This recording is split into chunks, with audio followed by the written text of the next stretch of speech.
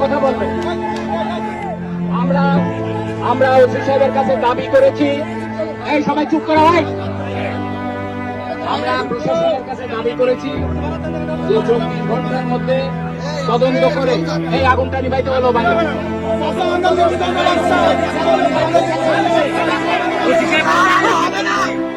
ভুটান বাইন টলটুন নেই ওসি সাহেব এবং শ্রদ্ধাভাজন সবাইকে সালাম।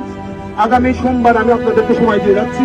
সোমবারের ভিতর প্রশাসন পারে না এমন কোন কাজ নাই। আমার থানা পুলিশ ছিল, আমি জানি 24 ঘন্টা লাগে না, 2 ঘন্টায় বের করা সম্ভব টাকা। এই জন্য আমি আপনাকে রেসপেক্ট রেখে বলছি, আমি বলছি লেট মে ফিনিশ। আমি বলছি আগামী সোমবার পর্যন্ত আপনাকে সময় দেওয়া হচ্ছে। এর ভিতরে চিহ্নিত যারা অবশ্যই ফাইন্ড আউট করবেন, আদারওয়াইজ এর থেকে আরো কঠিনতর কঠিন আন্দোলনে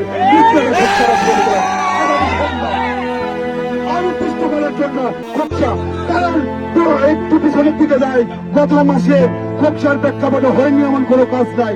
চুরি ডাকাতি চিন্তায় একটা দৃশ্যমান দেখান যে আপনি এটা করছেন, আপনি এটা করছেন, আপনার অবস্থান কি, আপনার কি খোকসা কি করছেন সেটা আপনি দেখান। একের পর এক কালকে আমার আর এক ভাই হবে, তখন কি করবেন আপনি? পুলিশের ছেলে, পুলিশের রক্ত আপনার আরো বোঝা উচিত।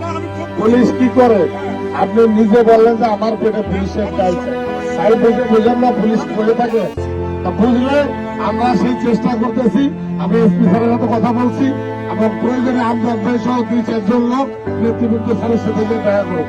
সে নিজে কনসার্ন এবং এটা নিয়ে সে নিজে মনিটরিং করতেছে। ইনশাআল্লাহ অসুবিধা হবে না, অসুবিধা হবে না, আমরা থাকবো ভাই।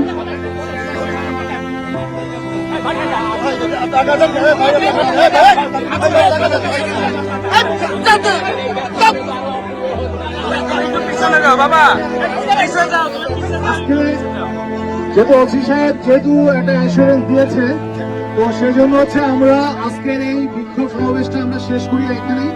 আমরা 48 ঘন্টা সময় দিয়েছি, এটার মধ্যে যদি কোনো প্রতিকার না হয় তাহলে আমরা পরবর্তী যে কঠোর এবং কঠোরতর আমরা বিক্ষোভ করবো এবং পুরা খোকসা অচল করে দিব। দয়া করে আমরা সবাই যার যার মতো চলে যাই। আমরা গাড়ি যেহেতু দাঁড়ায় আছে অনেক, হ্যাঁ সবাই সহযোগিতা করি। হ্যাঁ আগুনটা দয়া করে আগুনটা নিভাই দেন প্লিজ, দয়া করে আগুনটা নিভাই দেন, দয়া করে আগুনটা নিভাই দিয়ে আমরা এক সাইডে যাই, গাড়িগুলো যেতে দিই প্লিজ। ঠিক আছে, তো আজকের মতো সবাইকে ধন্যবাদ জানিয়ে আজকের মতো বিক্ষোভ সমাবেশ শেষ করছি। আল্লাহ হাফেজ।